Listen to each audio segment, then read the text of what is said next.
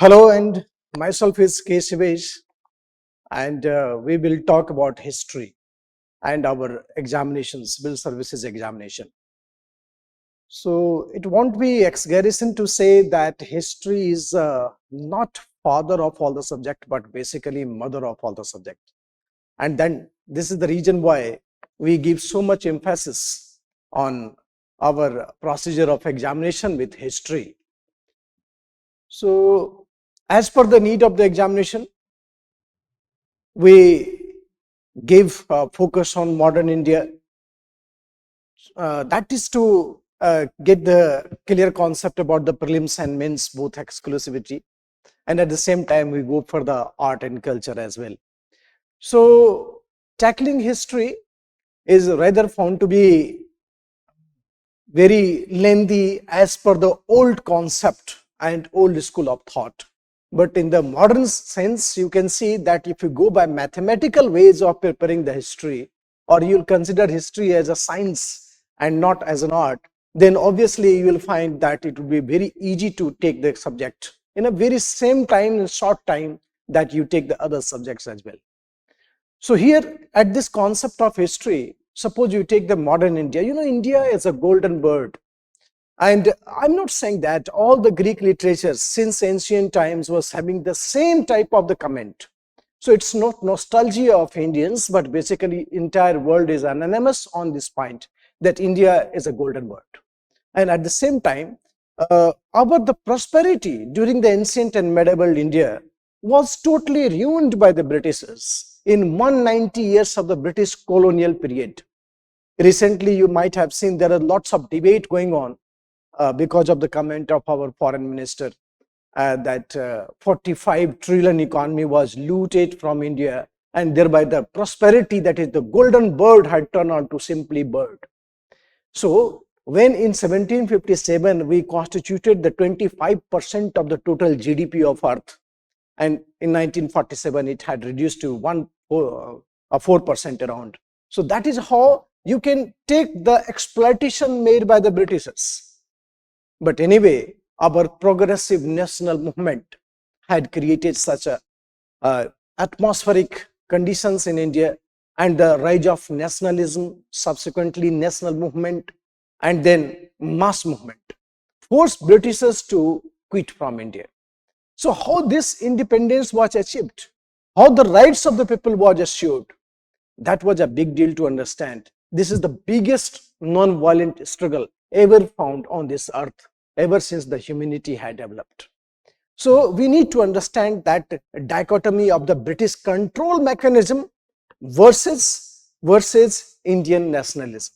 That dichotomy needs some careful graphical studies. I hope all of you can look at this graph to understand about the India's progressive factor about the national movement. So when take the chance of 1858, when British Parliament had taken control over India, then British Parliament had started the policy of consolidation in India. Consolidation means that British Parliament wanted to consolidate all type of the administrative structure. So you'll find that the tools and mechanism used by British to exercise control over India, similar tools and mechanism used by Indians to overthrow British rule from India. So because parallel to the policy of consolidation, there was a rise of nationalism in India. That went almost a parallel thing. Rise of nationalism and British policy of consolidation. I told you that the tools and mechanism used by British to exercise control over India, similar tools and mechanism used by Indians to overthrow British rule from India. So this type of the thought had created the sense of nationalism, and then subsequently after establishment of Indian National Congress, this nationalism transformed into Indian National Movement. Indian National Movement. Okay, fine. Then as to counter the Indian national movement, British started the policy called policy of divide and rule. Divide and rule. Then there is an entry of wonder boy at that time, Mohandas Karamchand Gandhi. And then 1915 he came to India, and because of his own technique of mass mobilization, he transformed the Indian national movement into mass movement. Indian national movement into mass movement. And British had first encounter of the mass movement in 1920 during the non-cooperation movement. And once the British realized the intensity of the masses going on in the various stages of the Gandhian movement, then it forced British to go for compromise.